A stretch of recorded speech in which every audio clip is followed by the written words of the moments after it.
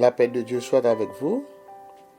Et dans la même série méditation sur le sermon sur la montagne, on a continué, je crois que c'est la dernière partie que nous avons. Nous apprenons pour à partir de Matthieu chapitre 7, verset 1 à 8.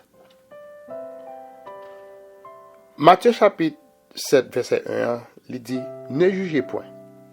C'est un verset bien connu, tout comme d'autres versets de la parole de Dieu.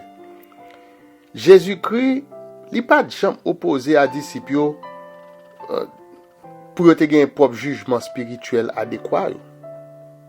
Au contraire, de tout ce qu'il dit dans Matthieu 7, verset 6, pour montrer qu'il a fait appel à leur capacité de juger entre le bien et le mal.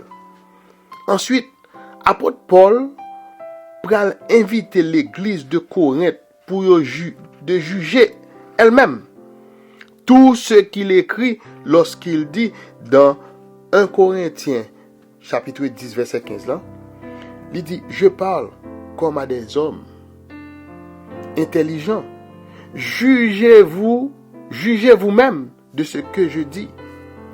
Alors nous pouvons le trouver dans le terme original grec pour le mot juger toute une série de nuances comme porter un jugement, condamner ou faire la distinction dans le dictionnaire grec. Étant serviteurs de Dieu, nous gagnons la nécessité pour nous juger nous-mêmes à la lumière de la parole. Aussi de nous éprouver selon Romains 14 verset 13 et 1 Corinthiens 11 verset 31. Encore, pour qui ça? Pour ne pas éprouver ce qui se présente à nous dans le domaine spirituel. Par exemple, 1 Corinthiens 12 verset 10 et 1 Jean 4 verset 1. C'est pour nous éprouver toute bagaille qui paraît sous nous. Pour nous capables de gagner lumière sur tout ça qui est sous nous. Dans l'église que Jésus-Christ a construit par son sang précieux, est dans l'obligation de condamner avec fermeté les mauvais comportements et de juger tous ceux qui persistent dans la déstabilisation de l'œuvre. Lisons, nous encouragons nous pour nous lire ça apôtre Paul te dit aux Corinthiens, tape dit à Corinthiens dans 1 Corinthiens 5 verset 12 avec 13. Tous ces moyens de porter des jugements sont réellement nécessaires pour le chrétien. Pour qui ça? Pour leur croissance, leur communion et leur prospérité tant matérielle que spirituelle. Ensuite, c'est aussi pour le maintien de la sainteté de Dieu et de sa gloire. Paul déclarait dans 1 Thessaloniciens 5 verset 23 dans la conclusion de son épître que le Dieu de paix vous sanctifie lui-même tout entier et que tout votre être, l'esprit, l'âme et le corps soient conservés irrépréhensibles lors de l'avènement de notre Seigneur Jésus-Christ. 1 Thessaloniciens 5 verset 23. Dans Matthieu 7 verset 1, lorsque Jésus a dit ne jugez point, il a condamné l'esprit de jugement de l'homme. La tendance pharisaïque à s'élever constamment pour rabaisser les autres. En pile monde c'est comme ça. Yo levé tête yo baisser l'autre monde. Aussi et surtout de considérer leurs actions de façon négative. Dans l'esprit de jugement ça, nous jouons 5 caractères qui développent. Nous jouons 1 de la dureté de cœur. Nous jouons deuxièmement une légèreté d'esprit. Nous jouons troisièmement l'orgueil. Nous jouons quatrièmement injustice. Nous jouons cinquièmement hypocrisie. Dans ce cas, selon le verset 23 de 1 Thessaloniciens 5, le Dieu de paix ne peut pas sanctifier tout entier l'esprit, l'âme et le corps.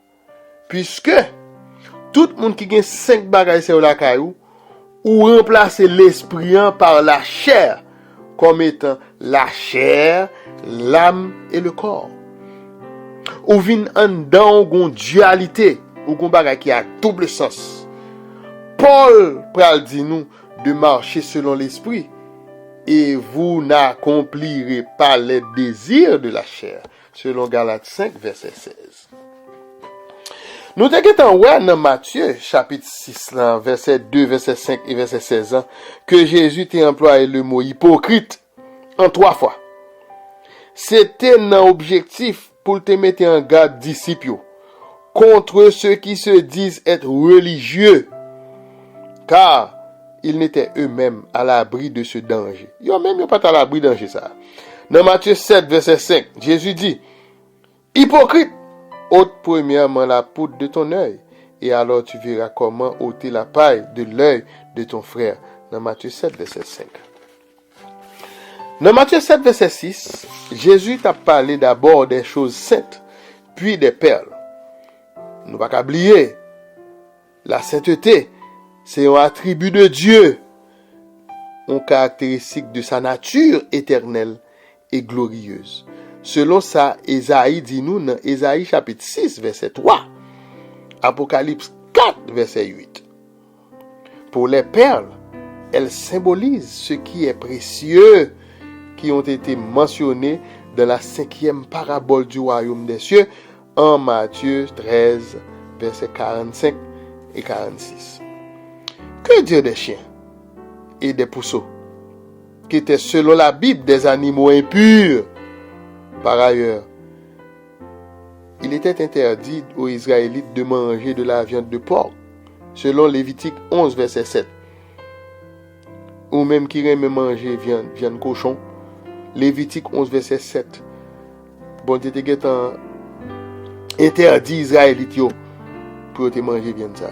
Ou métal Lévitique 11, verset 7. Ou même qui aime manger viande cochon.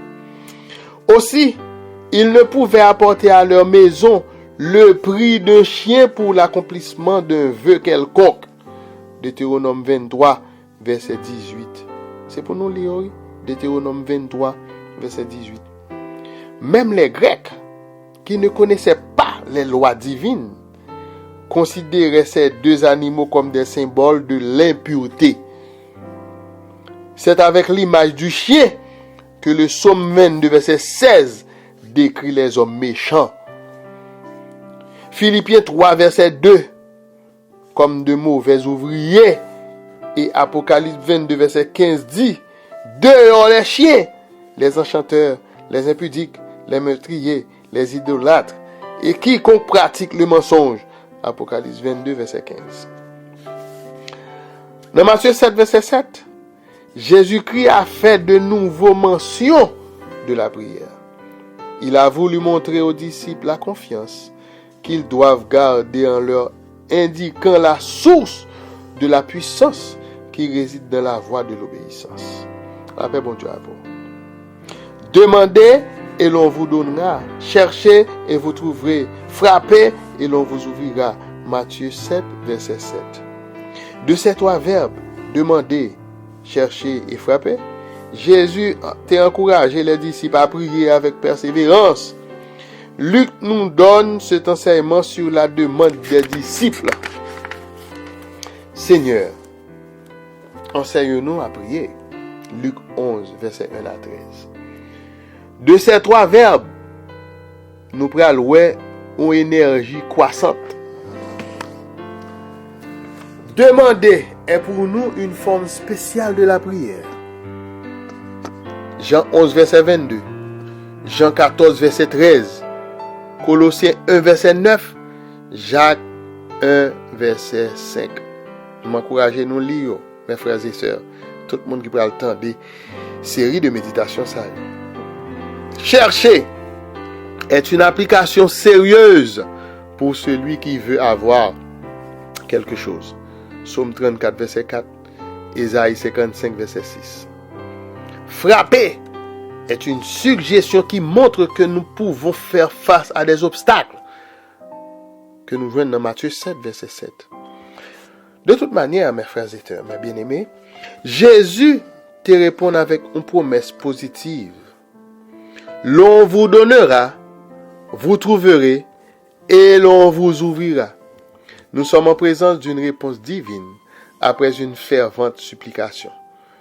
Acte 12, verset 5.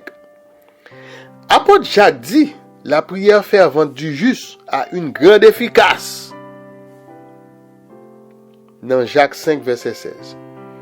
Tout ce que nous venons de dire n'était pas seulement des promesses adressées aux disciples d'avant. Yo valable encore aujourd'hui pour tout le monde qui remet Jésus. De tout leur cœur, de toute leur âme et de toute leur pensée, selon Matthieu 22, verset 37.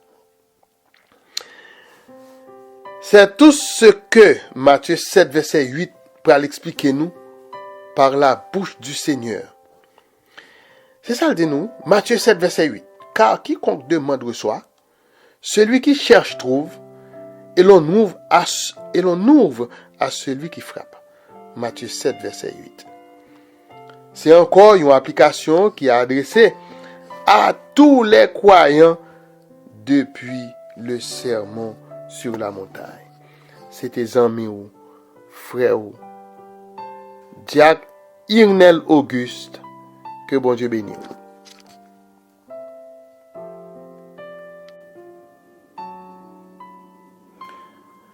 Bien-aimés, que la paix et la grâce de Dieu soient avec vous. Et moi, gagné une autre lecture encore, c'était le bien-aimé frère André Célius qui t'a encouragé pour me faire. Cette fois-ci, c'était dans Actes chapitre 3, verset 1 à 11. Et je tout préparé une petite méditation sur lui pour me capable partager ensemble avec vous. Mais qui t'aime dire que frère André, c'était professeur moi dans la classe baptême. C'est un homme qui t'a préparé moi. Et c'était à partir de lui-même tout, j'ai commencé à apprendre à prier. C'était lui-même dans la classe, il t'a montré nous qui j'ai pour nous prier, qui j'ai pour nous présenter un texte biblique, tout ça. Il t'a préparé classe ça vraiment bien pour demain. Et c'est lui-même qui t'a encouragé moi pour me lire Actes chapitre 3, verset 1 à 11 ans. Et que m'a tout partagé là avec vous. Ou même qui n'a pas de temps pour lire la Bible. Donc, l'autant de ça, ou à Kembe Bibou pendant le temps de méditation. Ça. La paix, bon Dieu, avec vous. On nous prie le Seigneur. Seigneur Dieu, Dieu de grâce, Dieu de bonté, Dieu d'amour. Papa, nous qui dans le ciel, là, nous nous merci encore une fois. Qu'on ait une opportunité ça pour nous capables de lire et partager parole au Seigneur. Et Seigneur, nous nous merci. Et on va permettre que Saint-Esprit va toujours animer nous. Quel que soit le moment que nous avons partagé parole, pour nous chasser la chair et le sang, et pour nous parler selon cet esprit. C'est de façon à ce que le peuple soit capable d'édifier, et pour l'édifier à salut. C'est écrit que moi. Moi pas prier en tant que monde qui est bon, moi pas dans quel mérite, mais moi prier dans mon petit tout Jésus-Christ lui-même qui a vécu, qui a régné éternellement. Amen. La paix bon Dieu avec vous. Et le chapitre 2 du livre des Actes des Apôtres pour offrir nous toute une série d'événements très significatifs. Ça nous vient qui était plus important là-dedans, c'était dans Actes chapitre 2, verset 4 là, où les disciples furent tous remplis du Saint-Esprit le jour de la Pentecôte. Et c'est à ce baptême, et c'est avec baptême cet esprit ça, que l'Église, que nous parlerons entre parenthèses, l'assemblée de Dieu ou le corps de Christ, il va le former. Nouvelle formation, ça, il va le composer de tous ceux qui croient dans qui est en Jésus-Christ et à l'œuvre de rédemption qu'il a accomplie. Apôtre Pierre, dans son adresse le jour de la Pentecôte, devant les Juifs de Jérusalem, lui montrer que la mort de Jésus était selon la volonté de Dieu le Père. La mort expiatoire du Fils a été la base de la rémission des péchés. Aussi, le pardon de Dieu aux hommes de toute race. La paix, bon Dieu, avec vous. Chapitre 2, il terminé avec des caractéristiques bénies. Qui ont mis à part les premiers chrétiens, selon Acte 2, verset 42 jusqu'à verset 47, ou capable de lire. Et tout cela qui qui devaient être sauvés étaient chaque jour ajoutés par le Saint-Esprit à cette nouvelle assemblée. En effet, dans le chapitre 3 du livre des Actes des Apôtres, le thème de notre méditation, nous, pral ouvrir selon le plan de Dieu deux voies envers et pour les Juifs. Premièrement, Dieu a commencé avec une assemblée, que nous, entre parenthèses, église, qui était une œuvre et un témoignage complètement nouveau par lesquels l'ère chrétienne allait suivre son cours. Deuxièmement, les Juifs avaient crucifié son Fils unique Jésus-Christ. Donc, restait-il encore d'autres voies à leur égard? Ou un jugement sévère était-il la seule réponse de Dieu envers eux? Tandis que Jésus, dans Luc 23, verset 34, dit, « Père, pardonne-leur, car ils ne savent pas ce qu'ils font. » Luc 23, verset 34. La prière de Jésus sur la croix ne pouvait pas passer sans être entendue par Dieu, qui, dans sa grâce, a offert aux Juifs la possibilité de se repentir. Après toutes les caractéristiques bénies reçues de Dieu dans la fin du chapitre 2, dans Actes des Apôtres, l'autre occasion a été la guérison de l'homme boiteux de naissance, selon Actes chapitre 3, verset 6. Un miracle qui comporte une signification symbolique et prophétique. Côté que Luc avait déjà parlé dans Acte 2, verset 43, de beaucoup de prodiges et de miracles par des apôtres. C'est le Saint-Esprit qui conduisait la plume de l'histoire, de l'historien sacré, de tenir à cette brève mention. Mais au chapitre 3, nous prenons un récit détaillé de miracles particuliers qui pourrait manifestement susciter une attention spéciale. De là, nous sommes capables d'admettre que la guérison de l'homme boiteux s'est déroulée peu après le jour de la Pentecôte. Ce n'est pas la première fois que nous prenons ensemble les deux apôtres, dont Pierre avec Jean, dans le Nouveau Testament. Jésus leur avait permis d'assister à la guérison de la fille de Jaïrus, dans Matthieu 5, verset 37. Ensuite, Pierre, Jacques et Jean avaient eu le privilège d'être les témoins oculaires de la gloire magnifique de Jésus sur la montagne de la transfiguration, selon Marc 9, verset 2. Et quand l'ombre de la croix se profilait déjà sur Jésus, il prit avec lui. Jésus était prêt avec elle. Pierre, Jacques et Jean, selon Marc 14, verset 33, dans le jardin de Gethsémane, où il avait été dans l'angoisse. C'est toi, M. Saoul, te prends. Dans le récit du livre des Actes, c'est l'apôtre Pierre qui est nettement au premier plan. Pour qui ça? Parce que Jésus, lui, avait confié les clés du royaume des cieux.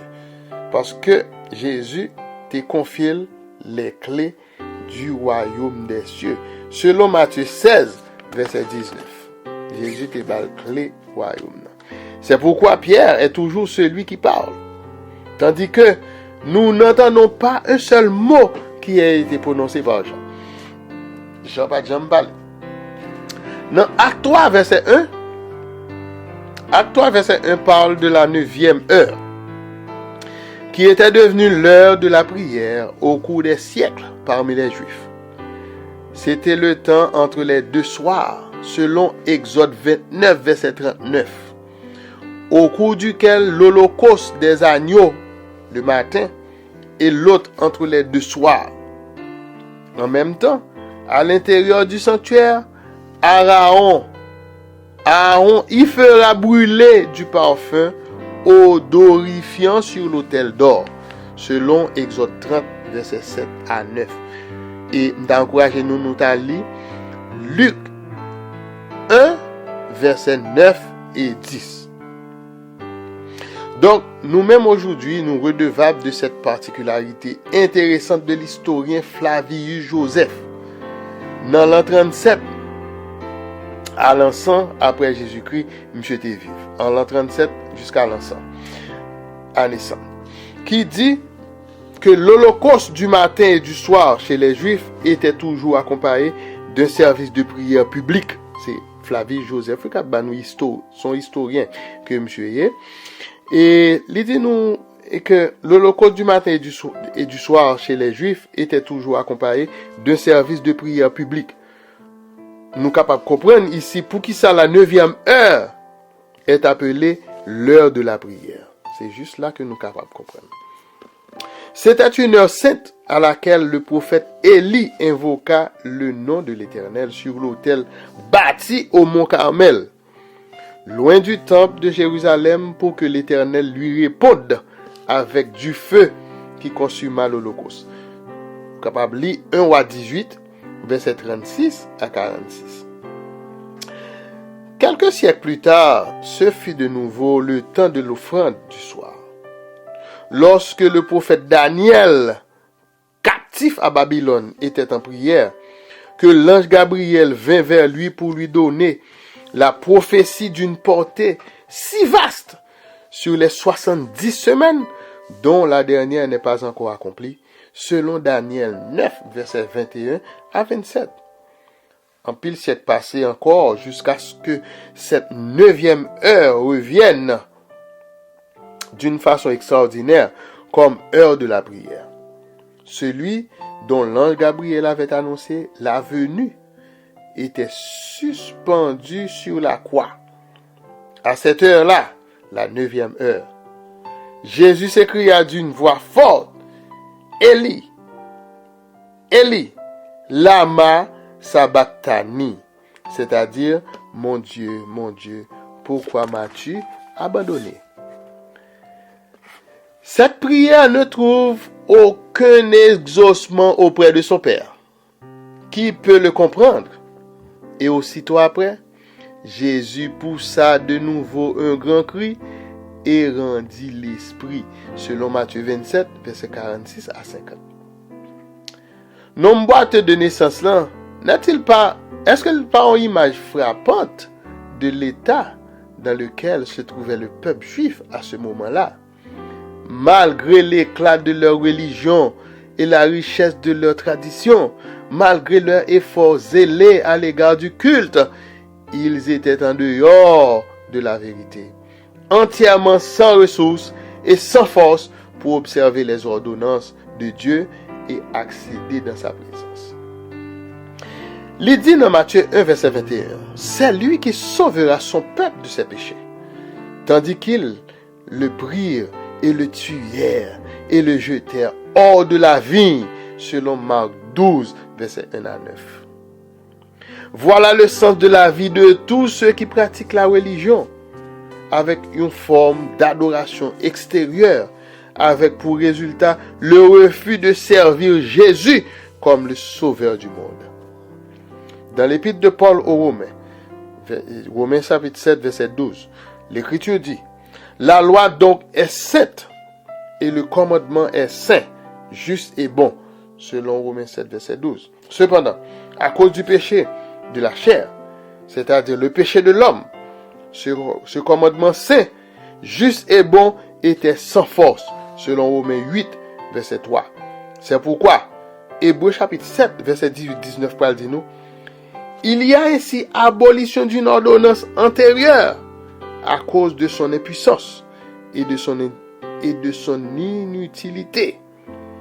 Verset 19. Car la loi n'a rien amené à la perfection.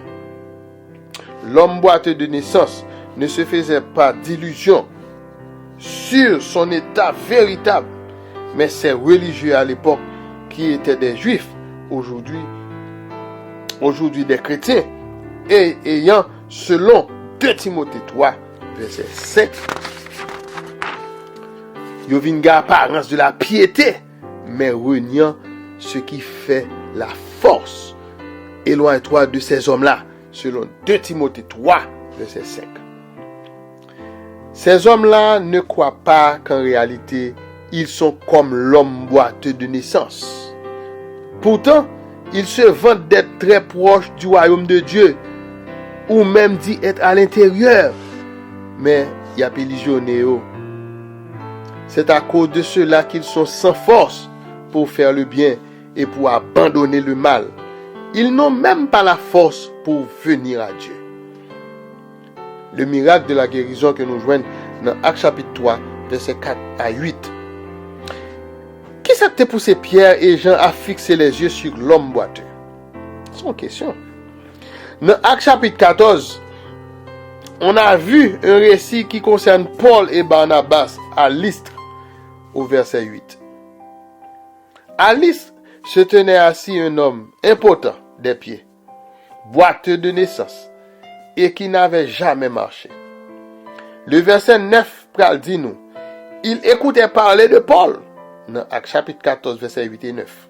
Cependant, dans Actes chapitre 3, verset 3 dit, cet homme, voyant Pierre et Jean qui allaient y entrer, leur demanda l'aumône, peut-être pour la première fois.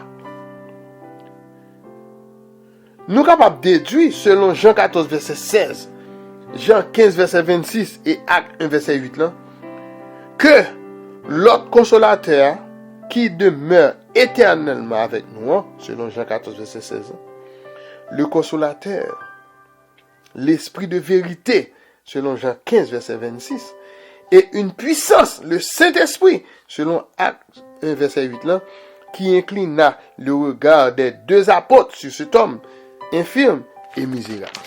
Nous sommes capables de dire ça. C'est exactement ça. C'est le consolateur, l'esprit de vérité, qui te permet que M. Sayo incline le regard sur nos boiteux. On peut dire avec assurance que le consolateur, le Saint-Esprit, a vu en lui un objet de la grâce de Dieu, à travers lequel la puissance du nom de Jésus-Christ est élevée selon la volonté du Père. La parole de Dieu nous dit, Pierre, de même que Jean, fixa les yeux sur lui et dit, regarde-nous. Acte 3, verset 4.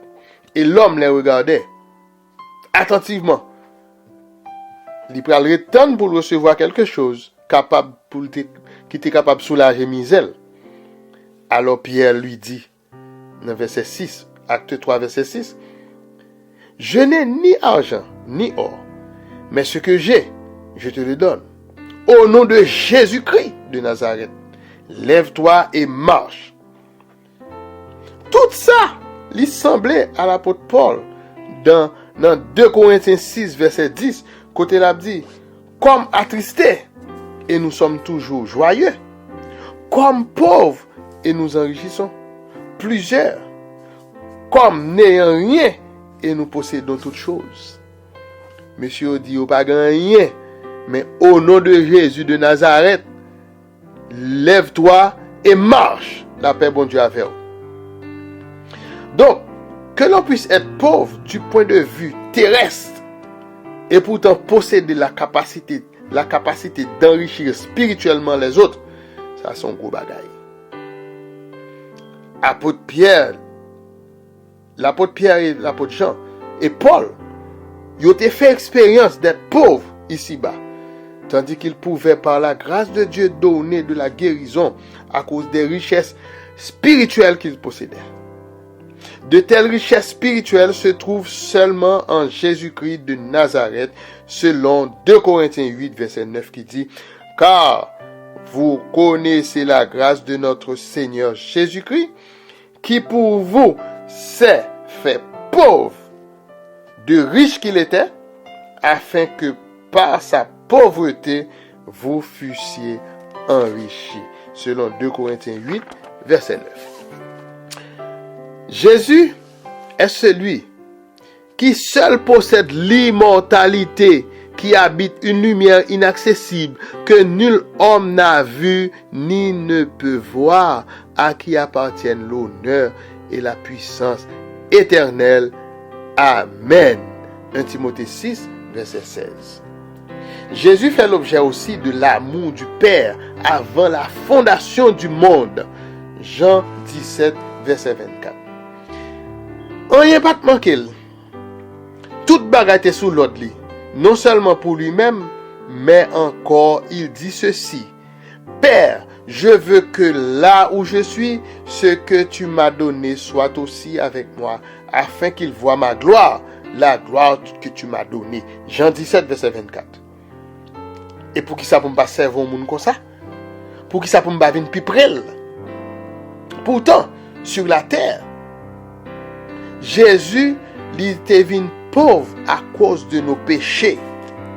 Il s'est dépouillé lui-même en prenant une forme de serviteur, en devenant semblable aux hommes.